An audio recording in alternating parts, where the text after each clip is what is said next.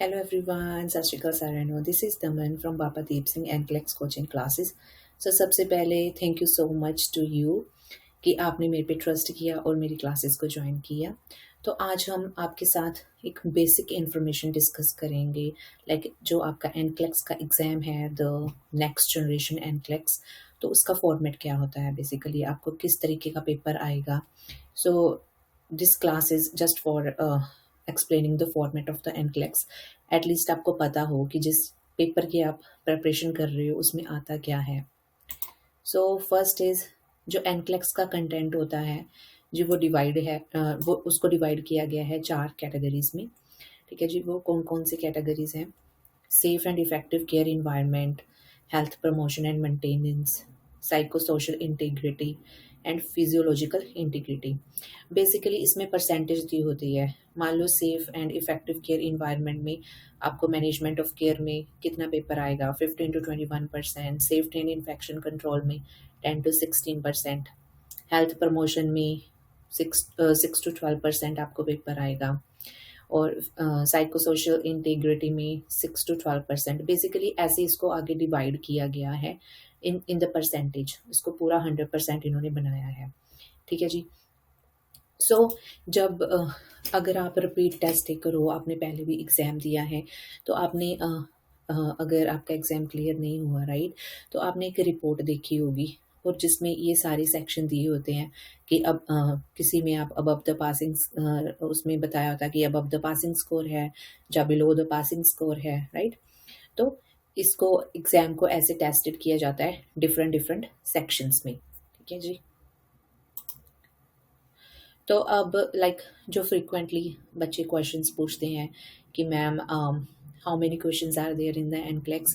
सो minimum 85 questions होते हैं and maximum 150 questions होते हैं.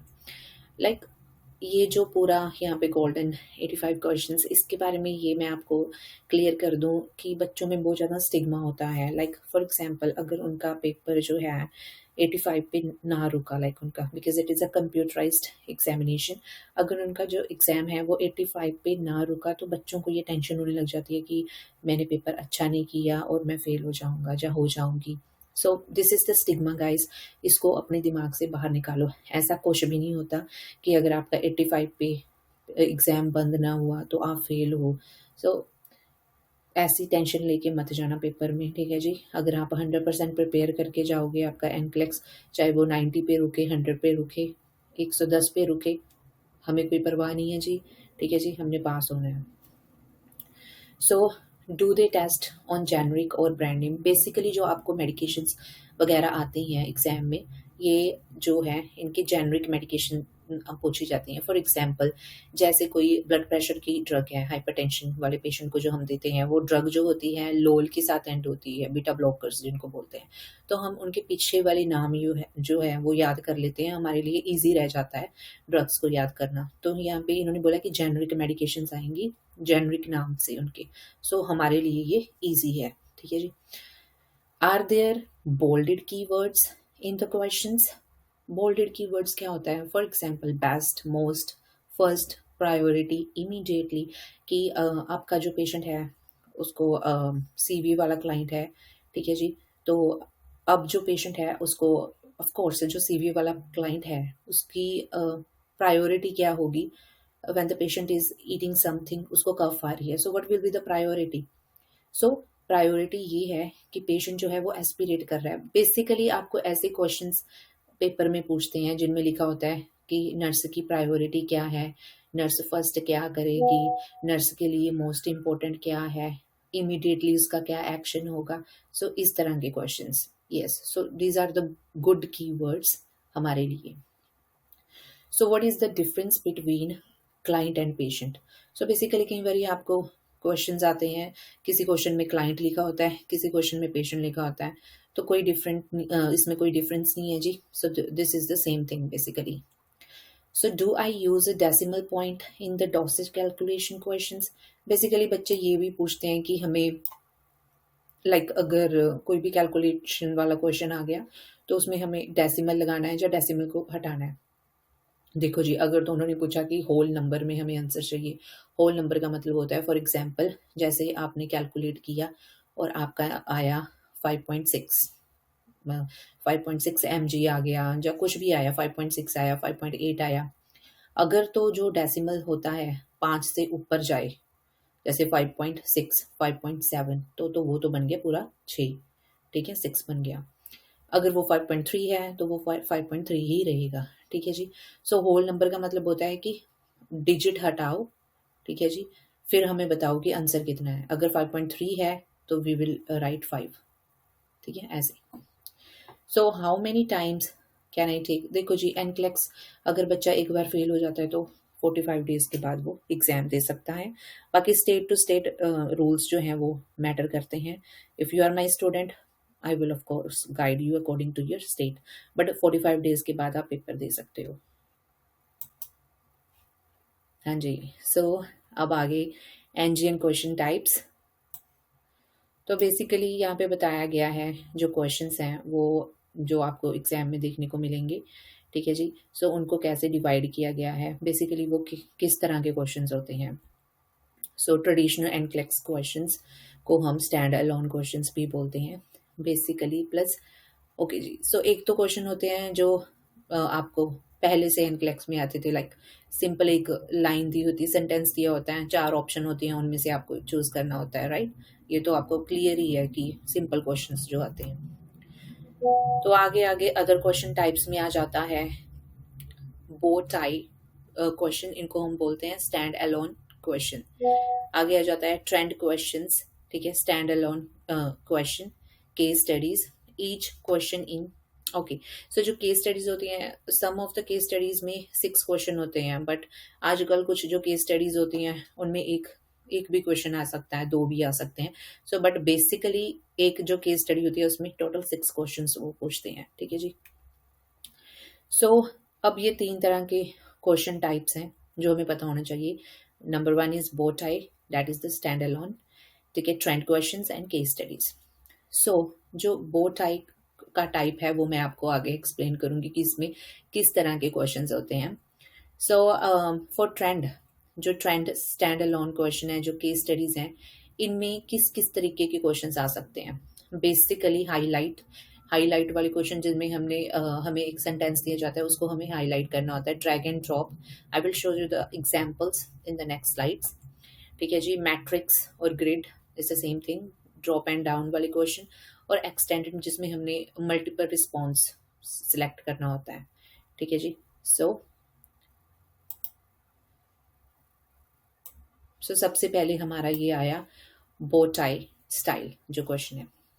सो बेसिकली इसमें क्या होता है, so will give you the information about a client and the situation. इसमें आपको पूरी इंफॉर्मेशन दी होगी क्लाइंट की और क्या सिचुएशन है, राइट। फॉर एग्जाम्पल नर्स के नोट्स लिखे होंगे, उसमें वाइटल साइंस दिए होंगे, उसका लैब रिजल्ट्स दिया होगा क्लाइंट का, ठीक है जी। And from there you will need to choose, और आपको यहाँ से चूज करना पड़ेगा। So condition the client is most likely experiences, first हम पता करेंगे नर्स की नोट से कि क्लाइंट को दिक्कत क्या है, क्या बीमारी है उसको, ठीक है जी। हम क्या एक्शन लें, उसके क्या पैरामीटर्स हमें चेक करने हैं बेसिकली। तो जैसे यहाँ पे नर्स के नोट्स दिए हैं, ठीक है जी, और ये वाइटल्स दे रखे हैं यहाँ पे, और लैब वैल्यूज दे रखी हैं। और हम इस तरीके के क्वेश्चन में अच्छी तरह से नर्स के नोट्स पढ़ेंगे, ठीक है जी, और उसके वाइटल साइंस देखेंगे कि क्या क्या वाइटल साइंस में क्या बताया हुआ है, एंड उसके लैब रिजल्ट्स चेक करेंगे, ठीक है। और उसके बाद में इसके अकॉर्डिंगली हम इस तरह का बोर्ड टाइप जो क्वेश्चंस होते हैं वो इस टाइप के होते हैं। बेसिकली पीछे क्वेश्चन हमने सारा नर्स के नोट्स पढ़े, वाइटल साइंस देख लिए, ठीक है जी, उसके लैब वैल्यूज हमने देख लिए, ठीक है जी। सो अब हमारी टर्न है कि हम इसको कैसे चूज करें। सो इसमें 3 टाइप्स दिए होते हैं, 3 तरीकों में इसको डिवाइड किया गया है। Condition most likely experiences, nurse के नोट से हमें पता चलेगा कि कौन सी कंडीशन क्लाइंट को है, ठीक है जी। मान लो हमने पीछे नोट्स पढ़े, उसमें हमें लगा कि उसका कैल्शियम का लेवल हाई है, हाइपर कैल्सीमिया, हमने यहाँ से चूज कर लिया। मेक श्योर यहाँ पे कंडीशन पूछा है तो कंडीशन वाला बॉक्स हम चेक करेंगे। जहाँ पे एक्शन टू टेक पूछा है तो एक्शन टू टेक वाला बॉक्स हम देखेंगे, ठीक है जी। सो कौन कौन से एक्शन हम ले सकते हैं, बेसिकली यहाँ पे 2 पूछे हैं, 2 एक्शन जो इम्पोर्टेंट हैं। तो 2 एक्शन जो इम्पोर्टेंट है हम यहाँ से चूज़ कर लेंगे, ठीक है। पैरामीटर टू मॉनिटर, अब कौन-कौन से पैरामीटर्स हमें मॉनिटर करने हैं क्लाइंट में, तो पैरामीटर टू मॉनिटर वाले बॉक्स से हम 2 पैरामीटर चूज़ कर लेंगे, ठीक है जी। यहाँ पे 2-2 बॉक्सेस दिए होते हैं, तो 2-2 बॉक्सेस 2 ही आंसर हम चूज़ करेंगे फिर बॉक्स से, ठीक है जी। आगे आ गया जी trend questions. So trend questions क्या होता है? Basically it present the information over a time in medical documentation system format or a flow sheet which require the exam taker to review this trended information over the time. So basically इसमें एक nurse का note दिया होता है trend question में, ठीक है जी, और उसकी बेसिक इन्फॉर्मेशन बताई होती है। For example the client is eight there first visit and again eight there second and visit 4 months later. Second example a client intake output उसकी बताई हुई है, ठीक है जी। थर्ड एग्जाम्पल फर्स्ट में उसके विजिट्स बताए हैं कि कितनी बारी डॉक्टर के क्लिनिक में आया, दूसरी बारी उसके बारे में बताया उसका इनटेक आउटपुट क्या है, तीसरी बारी उसके बेसिक ये नर्स नोट्स उसने लिखे हैं, ठीक है जी। तो यहाँ पे अब मैंने जैसे आपको पीछे बताया था कि जो ये ट्रेंड क्वेश्चन है और जो केस स्टडीज हैं इनको डिफरेंट टाइप ऑफ क्वेश्चंस में डिवाइड किया गया है। इसके अंदर हमें किसी भी तरह के क्वेश्चन पूछ सकते हैं। फॉर एग्जांपल हाईलाइट करें या ड्रैग एंड ड्रॉप करें, मैट्रिक्स वाले क्वेश्चन पूछ सकते हैं, ड्रॉप डाउन और एक्सटेंडेड मल्टीपल रिस्पॉन्सेज वाले, ठीक है जी। बो टाई वाले क्वेश्चन में तो बस वही आपको बॉक्स वाला आएगा, action to take, parameters to monitor और कौन सी कंडीशन है वो होगी, वो आपको पक्का पता चल गया होगा। अब जो ट्रेंड क्वेश्चन है उसको इस टाइप ऑफ क्वेश्चंस में डिवाइड किया गया है। तो सबसे पहले अब आ गया अनफोल्डिंग केस स्टडीज, ठीक है जी। तो बेसिकली ये जो हाईलाइट है, ड्रैग एंड ड्रॉप है, मैं आपके साथ डिस्कस करूंगी आगे, ठीक है जी। अब ये आ गया केस स्टडीज। तो केस स्टडी जो होती है बेसिकली उसमें सिक्स क्वेश्चंस होते हैं केस स्टडी में, जैसे मैंने आपको पीछे भी बताया, ठीक है जी। सो इसमें नर्स के नोट्स दिए होते हैं, उसके वाइटल्स दिए होते हैं, लैब वैल्यूज दी है क्लाइंट की, ठीक है जी, वाइटल साइंस वगैरह एवरीथिंग इज गिवन, ठीक है जी। इसमें ये highlight, drag and drop, matrix, drop down, extended multiple response वाले आपको क्वेश्चंस आते हैं, ठीक है। सो सबसे पहले अब है हाईलाइट। तो बेसिकली हाईलाइट में क्या है, highlight the questions. So highlight में क्या होता है जी, you have given a paragraph of information, you will highlight the parts of the text based on what question is asking. You will be able to unselect and reselect. Basically, there can be up to 10 answer options. So, एक paragraph दिया होगा जैसे यहाँ पे दिया हुआ है nurse notes में, तो ये बोलेंगे हमें कि हमने यहाँ पे हाईलाइट करना है जो भी इन्होंने क्वेश्चन पूछा होगा हमसे, ठीक है जी। So click to highlight the 4 finding जो इंडिकेट करती हैं कि क्लाइंट को थायराइड स्टॉर्म है, ठीक है जी। सो आपको अब कैसे पता चलेगा कि कौन कौन सी आपसे हाईलाइट होगी या क्या क्या ऑप्शंस हैं। So how will I know what to highlight, किसको हाईलाइट करेंगे। So when you over the paragraph with your cursor you will see highlighted options, those your choices to choose from। जैसे आप अपना कर्सर यहाँ पे लेके जाओगे तो आपके कर्सर पे ना हाईलाइट वाला साइन बनना शुरू हो जाएगा जैसे येलो कलर का, ठीक है जी। तो आपको पता चलेगा कि ये ऑप्शन से मैं हाईलाइट कर सकती हूँ, बट वो सारी ऑप्शन करेक्ट नहीं होंगी, ठीक है जी। मेक श्योर आपको डिजीज कंडीशन देखनी है और उसके रिलेटेड आपको हाईलाइट कर देना है, जैसे हम कॉपी पेस्ट करने लगते हैं जब, राइट, तो वैसे ही हाईलाइट होगा। बट जब मैं आपको क्वेश्चंस करवाऊंगी मैं आपको सीधे पैराग्राफ देती होती हूँ, बिकॉज मुझे आपका परफेक्ट चाहिए कि आप अगर हाईलाइट भी आप ना देखें फिर भी आप उसको चूज कर सकें कि दिक्कत ये है क्लाइंट को, ठीक है जी। सो अब टेबल को भी हाईलाइट करना आ जाता है कई बारी क्वेश्चन में, वो तो नर्स नोट्स में हाईलाइट किया था, और वो टेबल को भी पूछ लेते हैं कि हाईलाइट करो, ठीक है जी। Click to highlight the finding that indicate an improvement in the client's condition. Highlight करो जो इंडिकेट करती है कि क्लाइंट की कंडीशन में इम्प्रूवमेंट आई है, ठीक है जी। बेसिकली ये टेबल हम पढ़ेंगे उधर उसकी सारा वैल्यूज लिखी हुई हैं यहाँ पे, तो हमें पता लग जाएगा कि this is okay, like platelet count it's ये ज़्यादा है, ठीक है जी, ठीक है जी। सो आयरन कम है या ज़्यादा है, ठीक है। सो ऐसे हम देखेंगे कि अब उसकी नॉर्मल वैल्यू क्या है बेसिकली, तो हम उसको हाईलाइट कर देंगे। सो आगे आ गया ड्रैग एंड ड्रॉप। बेसिकली जो ड्रैग एंड ड्रॉप वाले क्वेश्चंस होते हैं वो कैसे होते हैं?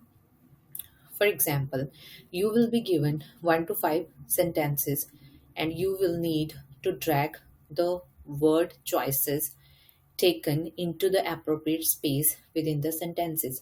तो यहाँ पे एक एग्जाम्पल दी गई है जी ड्रैग एंड ड्रॉप की। Drag words from the choice below to fill in the blanks. So the following abnormal lab results support the client's diagnosis of diabetes insipidus. Basically ये हमारे पास वर्ड चॉइसेस हैं, ये जो 1 2 3 4 4 choices हैं, जैसे हम India में वो फिलअप्स करते थे ना, that is the same thing. ठीक है जी। सो इसको अब हम करेंगे ड्रैग एंड ड्रॉप। इसको हम यहाँ से उठाएंगे ऑप्शन को, ठीक है, हमारे कर्सर के साथ जब आप पेपर दोगे, राइट, तो यहाँ से उठा के इसको यहाँ रख दिया। अब जो भी आपको ऑप्शन लग रही है उसको वहां से उठा के आप ड्रैग एंड ड्रॉप कर दोगे। This is called drag and drop. ठीक है जी। सो ये तो है क्लोज। ठीक है, क्लोज और रैशनल डजंट मैटर। आप एक सेंटेंस पढ़ोगे, basically this is also the same thing कि the nurse determined that the client is experiencing dash. ठीक है, क्लाइंट को मान लो आपके क्लाइंट को क्या प्रॉब्लम हो रही है। So option 1, options for one first blank, options for the second blank. ठीक है जी। बेसिकली यहाँ पे ऑप्शंस दी होती हैं, जैसे मान लो कोई आपके क्लाइंट को डायबिटीज है, ठीक है, राइट नाउ क्लाइंट ने उसको, फॉर एग्जांपल आपका क्लाइंट इज एक्सपीरियंसिंग हाइपरग्लाइसीमिया, ठीक है, एज अ रिजल्ट ऑफ कि क्लाइंट ने बहुत ज़्यादा शुगर इनटेक कर लिया है, और या फिर आपका क्लाइंट जो है उसने इंसुलिन डोज मिस कर दी है, राइट। तो ऐसे करके ये क्वेश्चंस होते हैं, दैट इज द रैशनल, कि रैशनल भी बताओ उसके साथ में। तो हमेशा आपने इस चीज़ में कंफ्यूज नहीं होना। जो क्लोज वाले क्वेश्चन होते हैं, ड्रैग एंड ड्रॉप क्लोज, उसमें एक ही डिब्बा दिया होता है, वहां से आपने चूज करनी है। ठीक है जी, ऑप्शंस। और रैशनल वाले क्वेश्चन में आपको बहुत इजी लगता है, तो ऑप्शन जो फर्स्ट वाला डिब्बा है, द ब्लैंक ब्लैंक जो है फर्स्ट वाला, उसमें यहाँ पे ऑप्शन दिया ना, ऑप्शंस फॉर फर्स्ट, सो यहाँ से उठाओगे, एंड ऑप्शन फॉर सेकंड तो वो यहाँ से उठाओगे। ठीक है जी। ओके जी। So now drop and down questions जो हमने पीछे पढ़ा, क्लोज, रैशनल, और अब इसका कुछ इस तरीके के भी होते हैं जो ड्रॉप एंड डाउन क्वेश्चंस होते हैं। जैसे यहाँ पे एक आपको अगर आपने प्रैक्टिस किया है पहले भी, तो सिलेक्ट की ऑप्शन दी होती है, right. So like complete the following sentence by choosing from the list of the options. So the nurse is preparing to administer digoxin to a client diagnosed with CHF, congestive heart failure. तो nurse priority is to access prior to administering the medication. तो nurse की क्या priority होगी? So basically यहाँ पे just select की option होती है, तो इसको हम यहाँ से क्लिक करेंगे तो वहाँ पे ऑप्शंस निकल आते हैं, तो उन ऑप्शंस में से हम सेलेक्ट कर लेते हैं। ठीक है जी। तो एक इस तरह के क्वेश्चन भी होते हैं ड्रैग एंड ड्रॉप वाले। So drop down the rationals, basically same thing है। ठीक है जी। सेंटेंस पढ़ के आपको ऑफ कोर्स इतना पता चल जाएगा when you are fully prepared कि इसका क्या आंसर है। तो सिलेक्ट ऑप्शन को क्लिक करना है और उसमें से 3-4 ऑप्शन खुल जाते हैं, उसमें से आप एक ऑप्शन चूज करोगे। तो एक टेबल वाले भी ड्रॉप एंड डाउन होते हैं। बेसिकली जैसे ये मेडिकेशन का नाम है और क्लाइंट को क्या टीच करोगे, अबाउट सेलमेट्रोल। ठीक है जी। यहाँ से सिलेक्ट करोगे तो 2-3 ऑप्शन निकल आएंगे, उसमें से एक चूज करोगे। एल्बुट्रोल के बारे में क्या टीच करोगे, सिलेक्ट करोगे तो यहाँ से ऑप्शन निकल आएंगे। ठीक है जी। सो ऐसे ही है ये। आगे आगे जी मैट्रिक्स क्वेश्चन। ठीक है जी। सो मैट्रिक्स में मल्टीपल रिस्पॉन्स क्वेश्चंस होते हैं, मल्टीपल चॉइस क्वेश्चंस होते हैं। सो हियर एक एग्जांपल दी हुई है, each column can have a multiple correct options. जरूरी है मीन्स एक जो कॉलम है, राइट, उसमें मल्टीपल यहाँ पे लिखा होगा कि मल्टीपल करेक्ट ऑप्शंस होते हैं। कि जैसे ये डिजीनेस है, तो बेसिकली अकेला डिजीनेस जो है वो वीकनेस वाले क्लाइंट में नहीं होता, वो फ्रैक्चर वाले क्लाइंट में भी हो सकता है। तो यहाँ पे इन्होंने स्पेशली बताया है मल्टीपल रिस्पॉन्स का मतलब होता है कि कि एक जो कंडीशन है वो, एक सिम्टम है वो काफ़ी कंडीशंस में हो सकता है। ठीक है जी। The nurse is reviewing the client assessment data for each assessment finding below, click to specify if the finding is consistent with the condition of the arthritis, generalised weakness and fracture. Each finding में spot more than one diagnosis. अब यहाँ पे उन्होंने आपको बताया भी है, ठीक है, वो बताते भी हैं कि मल्टीपल रिस्पॉन्स हो सकता है। ठीक है जी। सो जैसे डिजीनेस है, जनरलाइज्ड वीकनेस में हो सकती है, फ्रैक्चर वाले क्लाइंट में हो सकती है, फटीक अर्थराइटिस में हो सकती है, वीकनेस वाले क्लाइंट में हो सकती है, फ्रैक्चर वाले क्लाइंट में हो सकती है। Fall history, arthritis, weakness, fracture, of course, right. सो ऐसे करके ये मल्टीपल रिस्पॉन्स है। सो आगे आ गया matrix multiple choice. Only one answer पर इंटरवेंशन कैन बी करेक्ट। वहां पे आपको दिया होता है कि सिर्फ एक आंसर, ठीक है जी, इंडिकेटेड और नॉट इंडिकेटेड। आप ये नहीं लिख सकते schedule and appointment with the physical therapy. ठीक है, जैसे इन्होंने पूछा है कि इंटरवेंशन कि आप पेशेंट की जो अपॉइंटमेंट है वो फिजिकल थेरेपी के साथ स्केड्यूल करोगे, आप दोनों नहीं टिक कर सकते। इसका तो कोई मतलब ही नहीं निकल रहा कि हाँ और यहाँ पे ना। इंडिकेटेड का मतलब होता है यस और not not indicated means no. So यहाँ पे बेसिकली आपको बताया भी जाता है, जब आप क्वेश्चंस करते हो तो वो बताते हैं आपको कि वन आंसर पर इंटरवेंशन करेक्ट है। ठीक है जी। सो जैसे मान लो मैंने स्केड्यूल कर दी तो इंडिकेटेड को क्लिक किया। Request and order for a new hypertensive, मैंने इंडिकेटेड को किया। Encourage the use of electronic safety alert device, मैंने नॉट इंडिकेटेड को यूज किया। ठीक है, ऐसे करके एक ही ऑप्शन हम चूज करते हैं। ठीक है जी।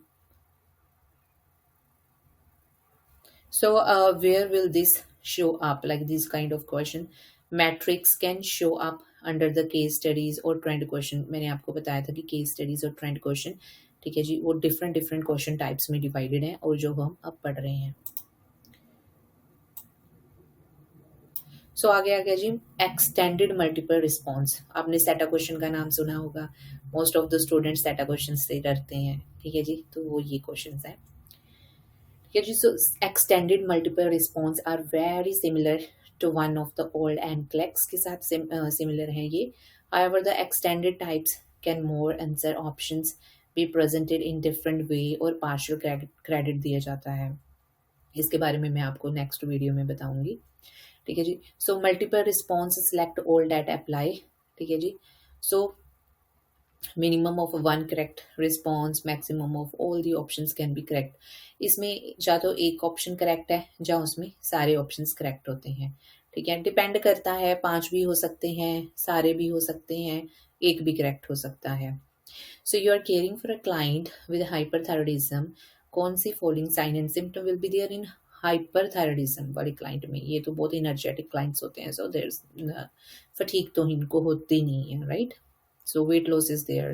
ठीक है, सो एक्सोप्थेल्मोसिस इज देयर। सो ऐसे ऐसे करके हम ऑप्शंस जो हैं वो चूज करते हैं। जरूरी नहीं है कि सारे ऑप्शन सही हों, जरूरी नहीं है कि एक ही सही है, और जरूरी नहीं है कि 5 ही सही है। ठीक है जी। सो अगर आपको डिजीज कंडीशन पता है उसके बेस पे आप आंसर क्लिक करो एंड मेक श्योर। अगर आपको मैं आपको स्कोरिंग का नेक्स्ट वीडियो में बताऊंगी, because I don't want to you guys to make confuse कि मैं आपको कंफ्यूज कर दूं। ठीक है जी। So multiple response select and. So यहाँ पे है नंबर ऑफ क्वेश्चंस जो हमें सिलेक्ट करने होते हैं। And means number of questions. Basically select 2 findings that require immediate follow up. यहाँ पे बताई भी होती हैं कि सिर्फ 2 ही फाइंडिंग आप सिलेक्ट करो जो इमीडिएटली हमें फॉलो अप करना है, जिनके साथ मान लो टेम्परेचर 101 है, ठीक है जी, और पोटेशियम का लेवल नो। सो बेसिकली कुछ भी जो आपको लग रहा है कि 2 जो फाइंडिंग है वो हमें इमीडिएटली असेस करनी है, बिकॉज पेशेंट की डेथ हो सकती है। ठीक है जी। I guess I missed one slide here. Okay जी। So एक्सटेंडेड मल्टीपल रिस्पॉन्स, जैसे हमने पीछे हम पढ़ते आ रहे हैं कि multiple response, so different different तरीके से मल्टीपल रिस्पॉन्स वाले क्वेश्चंस होते हैं। For here options are presented in the table, there could be 2 to 5 columns which could each have 2 to 4 answers option per column. So for each concern below, click to specify the potential nursing intervention that would be appropriate for a client. Each concern may have more than one potential intervention. वो आपको बताएगा भी कि हर एक concern में आप दो intervention, मोर than one means तीन भी इंटरवेंशन ले सकते हो, दो भी ले सकते हो. ठीक है जी. So basically safety, keep the room well lit, keep the TV on while the clients eat, no have the client wear non-skid socks. तो मैंने यहाँ पे दो ऑप्शन चूज कर लिए. Infection, wash the hands with soap and water, place on airborne precautions, swab the client mucous membrane. So basically wash, और I don't know कि disease condition क्या है, तो मैं उसकी म्यूकस मेम्ब्रेन, उसकी जो टंग है, ऑफ कोर्स उसको क्लीन करूंगी. सो मैं दो ऑप्शन मैंने चूज कर लिए. तो यहाँ पे लिखा होता है कि एक नहीं चूज करना, more than one potential intervention हो सकता है. Priority questions. So priority questions में बेसिकली आपको ऐसे क्वेश्चन आते हैं, what is the most important, what is the initial response, which action should the nurse take first. So ऐसे ऐसे करके आपको क्वेश्चंस आते हैं. ठीक है जी. So when you see these question, you should immediately think of Maslow hierarchy of basic needs. ठीक है जी. कि सबसे पहले उसकी फिजियोलॉजिकल नीड्स मेट होनी चाहिए, दूसरा उसकी safety and security, love and belonging, self esteem, self actualization. Basic needs में क्लाइंट के खाना पीना आ जाता है, उसकी पेन आ जाती है, राइट. सो ऐसे करके हम उसका जो बेसिक नीड है, जैसे एयरवे है, रेस्पिरेटरी है, हार्ट रेट, रिदम, ठीक है, स्ट्रेंथ हो गया, nutrition, elimination, this is the उसकी बेसिक नीड्स. ठीक है. Safety and security is the basic needs. So इसको डिवाइड किया गया है. सबसे पहले हम उसकी बेसिक नीड्स को मेट करेंगे, दैट इज द प्रायोरिटी. तो उसको इंजरी से प्रोटेक्ट करना. ठीक है जी. अगर उसको उसकी feeling of security, trust, nurse client के रिलेशनशिप में एक ट्रस्ट बिल्डअप करना, that is the first priority. ठीक है जी. तो ऐसे ऐसे करके हम ये क्वेश्चंस चूज करते हैं. और we will also assess the ABC, the patient airway, breathing and circulation. ठीक है जी. इन क्वेश्चंस को हम ऐसे अटेम्प्ट करते हैं. So basic, this is the basic idea. But जब हम क्वेश्चंस अटेम्प्ट करेंगे, of course I will share the tricks and tips with you. ठीक है जी. सो प्रायोरिटी क्वेश्चंस में डू नॉट इग्नोर और पास द बक. ठीक है जी. बेसिकली आपको इसमें किस तरह के क्वेश्चंस में क्या क्या किस तरह के वर्ड्स आते हैं, basically the best, most, first, immediately. ठीक है जी. ऐसे ऐसे करके आपको वर्ड्स आते हैं. ठीक है जी. एंड इसमें for example, sometime all the option sound correct. Sometime हमें लगता है कि सारे ऑप्शन करेक्ट हैं, बहुत ज़्यादा डिफिकल्ट हो जाता है आंसर करना. So this trick that I heard in the nursing school, that it always help you guys. So if you could do only one thing and then leave the room after, what would you choose? For example, think about this when you are trying to figure out your one task. Like always assess before you are doing the intervention. Client को medication देने से पहले you have to assess the pain level, right? So ask the question before contacting. पहले आपको patient का सारा vital science, उसके oxygen saturation, उसका करंट पेन लेवल पता होना चाहिए, राइट. और आपने क्या इंटरवेंशन दिया उसको, then you have to contact to the doctor. ठीक है जी.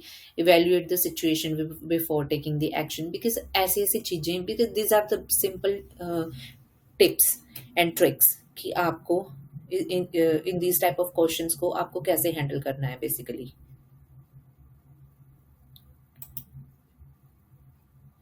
ओके जी. सो सेटा क्वेश्चंस. सो जो सीधे सीधे सेटा क्वेश्चंस होते हैं. So you are caring for a client, hyperthyroidism वाला क्लाइंट है, उसके फॉलोइंग साइन एंड सिम्टम्स आपने सेलेक्ट करने हैं जी. क्या क्या होंगे? ठीक है जी. आपने चूज कर लिए, जो भी आपको सही लगा तो you can choose it. And this is the most important thing, always avoid the answer with absolutes. For example, जहाँ पे कोई ऐसा क्वेश्चन है जहाँ पे ऑप्शन है ऐसी, यहाँ पे लिखा है ऑलवेज, जा never, every, none, all, only, all. ठीक है, ऐसा कुछ लिखा है. So you have to avoid it. वो ऑप्शंस सही नहीं होते. ठीक है जी। So know your suffixes and prefixes about the drugs. अगर हमें पता है कि बीटा ब्लोकर के साथ एंड होती है, कोर्टिकोस्टेरॉइड्स जो ड्रग्स हैं वो SONE के साथ एंड होते हैं, ठीक है जी, एस इनहिबिटर प्रिल के साथ एंड होता है, तो ये हमारे लिए बहुत ज़्यादा ईजी हो जाएगा, ठीक है जी। और इनके जो साइड इफ़ेक्ट्स हैं इनको मेमोराइज करना is very very important for us for our NCLEX examination. So आगे आगे डेलीगेशन वाली क्वेश्चन। डेलीगेशन में क्या क्या होता है बेसिकली, जैसे मान लो यूर आर एन, ठीक है जी, अगर आपका RN का पेपर है तो वो आपसे पूछेंगे कि आप LVN को क्या डेलीगेट कर सकते हो। बेसिकली LVN जो है वो स्टेबल पेशेंट लेती है, ठीक है, वो RN की फाइंडिंग को गैदर करती है। मान लो RN ने डिस्चार्ज टीचिंग प्रोवाइड कर दी है पेशेंट को, बट जो LVN है वो उसको री इन्फोर्स कर सकती है, मीन्स दोबारा से उसको सेम रिपीट कर सकती है, बट वो डायरेक्ट टीचिंग नहीं दे सकती, ठीक है जी। सो ऐसी ऐसी आपको डेलीगेशंस पता होनी चाहिए and we will do this in our NCLEX journey, ठीक है जी।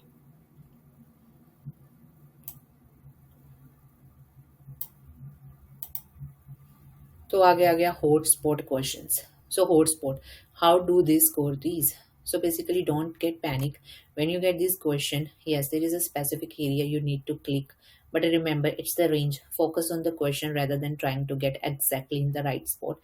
सबसे पहले आपको क्वेश्चन पे फोकस करना होता है। I already got this question when I was giving my NCLEX exam.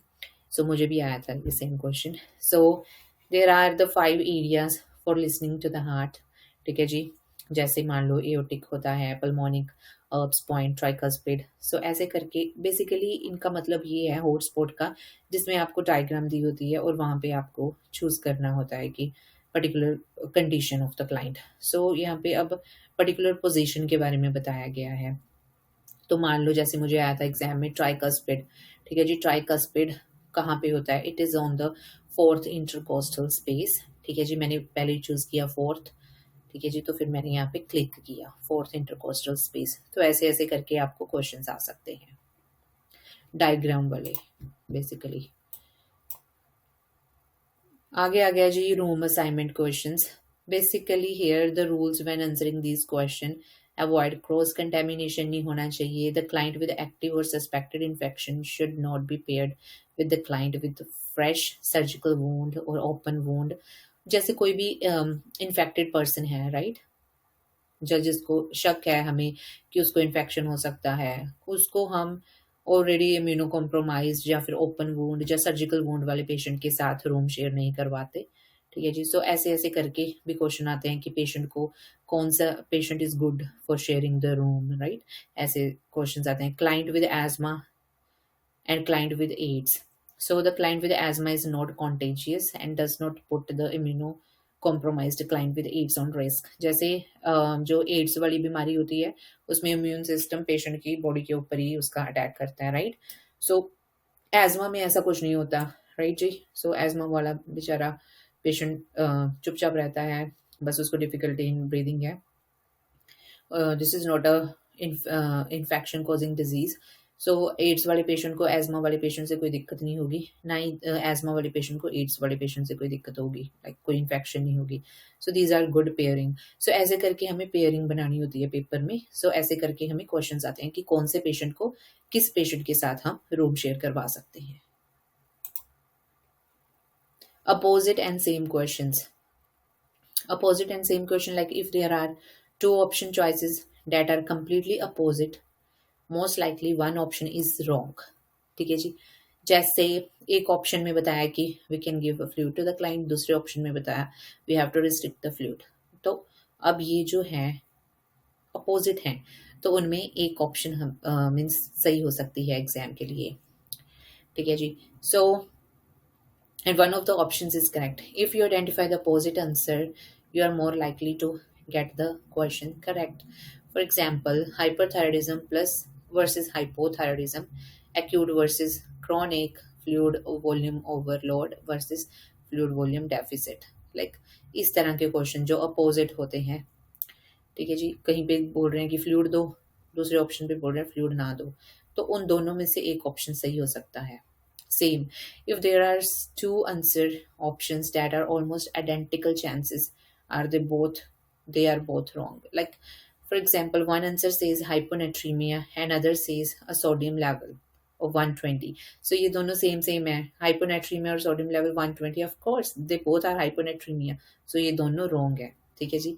so ऐसे करके आपको वो ट्रिक में आपके ऊपर वो ट्रिक्स डालते हैं कि बच्चा फेल हो जाए और दोबारा से आए पेपर में। सो वो उनके हाथों में हमने नहीं आना है ऐसे, ठीक है जी। सो आगे आगे जैसे this is the basic example, case study की एग्जाम्पल बताई गई है कि आपने उसको कैसे उसके फॉर एग्जाम्पल नर्स के नोट्स हैं, लैब वैल्यूज हैं, ठीक है जी। हमने क्यूज जो है वो रिकॉग्नाइज कर रहे हैं। This mean the finding information in the paragraph that stand outs. Like basically हमने दिमाग में ये रख लेना है कि इस पैराग्राफ में पेशेंट को क्या कंडीशन है, उसको क्या उसके क्लिनिकल मैनिफेस्टेशंस हैं, सिम्टम्स आ रहे हैं, लाइक दिक्कत क्या है पेशेंट को बेसिकली। तो ये सारा हमने अपने दिमाग में क्लू बना के रखना है। लैब वैल्यूज बेसिकली हम ये देख लेंगे कि लैब वैल्यूज नॉर्मल कौन कौन सी हैं, हाई और लो कौन कौन सी हैं।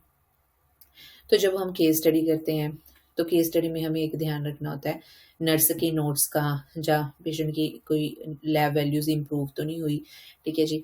तो वो दोबारा दोबारा से हमें शो करता रहता है पेपर में। मान लो जैसे आपको केस स्टडी आ गई, आपको सबसे पहले आपने ओपन किया अपना एग्जाम, तो सबसे पहले आपको केस स्टडी थी, ठीक है जी, पेपर में। तो उसमें नर्स के नोट्स थे, लैब वैल्यूज थी, ठीक है जी, डायग्नोस्टिक टेस्ट थे, एवरीथिंग वहाँ पे बता रखा था। तो एक क्वेश्चन आपने आगे अटेम्प्ट कर दिया, उसके बाद में फिर से आपको वही केस स्टडी दोबारा दोबारा शो होती है ताकि आप उसको पढ़ सको।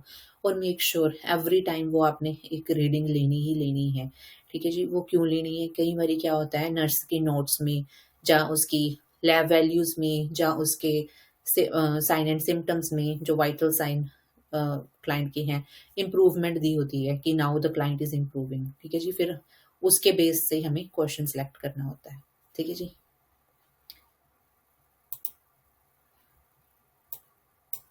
सो बेसिकली ये बोथ टाइप क्वेश्चन जो हमने डिस्कस किया, इसके बारे में जस्ट बताया गया कि सबसे पहले हम मिडल वाला हम सिलेक्ट करते हैं, बिकॉज अगर हमें पता होगी कि पेशेंट की कंडीशन क्या है, राइट, बीमारी कौन सी है, तभी हम उसके एक्शन टू टेक एक्शन ले पाएंगे, राइट, तभी हम उसके पैरामीटर मॉनिटर कर पाएंगे, राइट जी।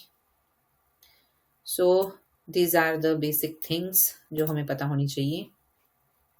So यहाँ पे ट्रेंड क्वेश्चन में always understand the trend information being presented, what is progressively changing with your client, like उसके साथ उसकी कंडीशन क्या है, उसकी कंडीशन में क्या चेंजेस आ रहे हैं, इज दिस एक्यूट कंडीशन और क्रॉनिक कंडीशन, उसके साइड इफेक्ट क्या है, राइट नाउ उसका कोई स्टेटस तो नहीं चेंज हो गया, राइट, सो हमारा नेक्स्ट एक्शन क्या होगा, लाइक ऐसे ऐसे करके हमें ये सारा पढ़ना होता है अच्छे तरीके से, ठीक है जी।